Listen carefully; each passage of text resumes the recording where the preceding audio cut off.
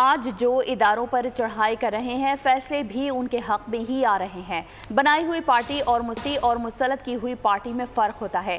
رہنما Pakistan Peoples party Shehla رضا پاکستان تحریک انصاف پر پھٹ پڑی۔ راولپنڈی میں تقریب کے خطاب میں شہلا رضا کا کہنا تھا کہ پاکستان پیپلز پارٹی کو حکومت نہیں چاہیے، ہم نے عہدہ اس لیے لیا ہے کہ ان کو بتائیں کہ ملک کیسے چلے گا، ہم نے پارلیمنٹ کو تالا نہیں لگنے دیا۔